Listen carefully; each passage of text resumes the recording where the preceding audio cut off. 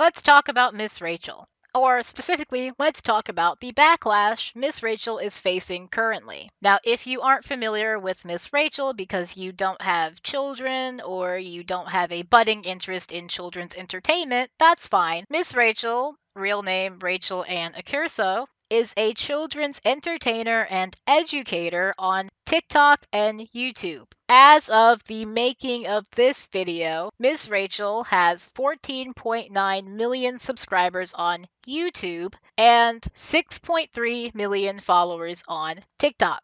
And on top of being very popular with children, Miss Rachel just seems to be an overall good person. And because of that, I imagine she is no stranger to the occasional conservative pushback. However, what she has been receiving as of late is far beyond what I imagine she has experienced in the past. Because Miss Rachel has committed the most disturbing and vile sin, according to the Zionist and pro-Israel lobby. And that, of course, is empathizing with the Palestinians and especially Palestinian children. Multiple pro-Israel groups have called for her deplatforming, and you have groups such as Stop Anti-Semitism calling for Attorney General Bondi to investigate Ms. Rachel to see if she is being funded by a foreign party. They make a variety of claims here about the things that Ms. Rachel has done. One that I find particularly interesting is the accusation of Israel blocking aid, which is in violation of the Geneva Convention, despite 1.7 million tons delivered. Now, I do wonder what groups like Stop Anti-Semitism have to say to people like Tom Fletcher, the UN relief chief, who made this post on May 16th. Enough. We demand rapid, safe, and unimpeded access to starving civilians in Gaza. We have a plan. We have thousands of trucks of food at the border. Let us in. Let us work. And then he goes on to detail how they are ready to enter Gaza. They have all of the volunteers, they have all of the materials, all of the supplies. The only issue is that Israel is not letting them in. And Stop Anti-Semitism's accusation of being funded by foreign parties and foreign interests is particularly interesting to me. The New York Times recently did an article about Miss Rachel and all of her support for Gaza. And while it is your typical New York Times article on this subject, I do think there are some interesting things in this article.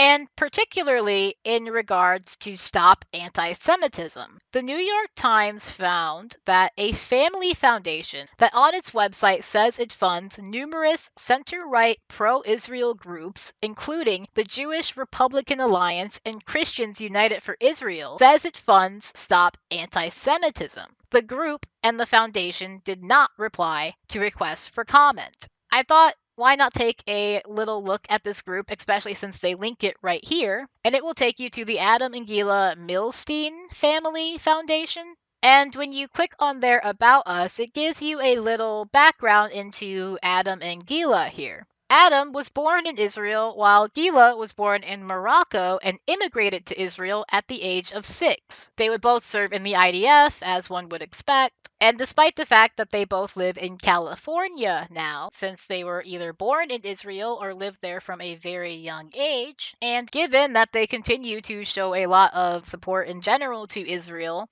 they fund pro-Israel groups like Stop Anti-Semitism, and they support nonprofits that, quote, support the U.S.-Israel alliance. All of this under the guise of fighting bigotry and anti-Semitism, when in reality, the goal is to strengthen Israel overall. It wouldn't be too far of a leap for someone to say that they work on behalf of Israel, a foreign state. One could make the argument that Stop Anti-Semitism is doing a little bit of projecting. Their accusation that Miss Rachel is funded by foreign parties who are anti-Israel, one could make the argument that they are funded by somewhat foreign parties that are pro-Israel. So perhaps they should be a little bit more careful when throwing around accusations about who people are funded by. But I would like to make it very clear that I personally don't believe Miss Rachel is funded by anybody. I think that she does this purely out of the love for children. In a quote from the New York Times article, Miss Rachel says this: I've spent my life committed to the learning and well-being of children. I have always believed that safety and security are a basic human right for every child. So you see, caring about children in Gaza is a direct continuation of the work I've been doing most of my life. We don't care about only some of our students because of where those students were born. We care about every one of them. The idea that caring for a group of children in an emergency situation means you don't care about other children is false. And I just don't understand it. As teachers, I was a New York City public school teacher, and I care about every child in my class. I don't care about half of them because of where they were born. I care about all of them. And if some are in an emergency situation, I'm going to say, let's help them. And it doesn't mean I don't deeply care about all of them. I met Isra, Rahaf's mom.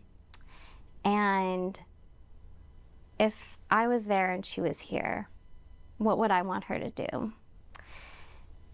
And that's why I want to talk about Rahaf all I can and the boys, because I have empathy. Because, of course, having empathy for the Palestinians and Palestinian children is the greatest crime in the eyes of Zionists. Although it shouldn't matter, the New York Times makes sure to point out that Miss Rachel has in fact made several posts about children taken hostage by Hamas on October 7th. So once again, it should be clear that Miss Rachel extends her empathy to all children. I wanted to share one last thing from Miss Rachel's interview with Zateo that has stuck with me. And then the translator, I remembered she had said, like, thank you for seeing our children as human, when I had spoke out before. Thank you for seeing our children as human. I can't help but replay those words over and over in my head and wonder what exactly someone has to experience to feel so dehumanized, to feel so unworthy and low that you are thanking someone for seeing your children as human. But that is what the Palestinians have experienced. That is where they are, and that is horrifying. People far smarter than me have pointed out time and time again that the trauma experienced by the Palestinians, of course, goes far beyond just the physical. There will be long-term psychological effects for the Palestinians, and especially for the children of Palestine. So I appreciate the fact that they have someone like Miss Rachel, who not only continues to be a light in the lives of Palestinian children, but continues to advocate for them despite the vitriol and backlash she has received. Miss Rachel's crime is humanizing the Palestinians. And if that pisses off a bunch of Nazis and war criminals, then so fucking be it.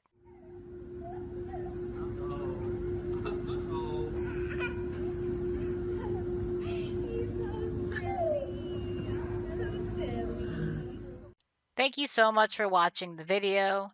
If you liked it, hit that like button for me. Subscribe so you don't miss any of my other videos. And let's get some love for Miss Rachel down below, because honestly, she deserves it. A little side note, I did make a Ko-fi. I think that's how you're supposed to say it. I have seen the complaints about my mic quality. I get you. I hear you. Don't worry. So, rather than leave me a comment telling me how bad my mic is, why don't you go ahead and donate to the link so I can buy a better one? Your contribution is greatly appreciated.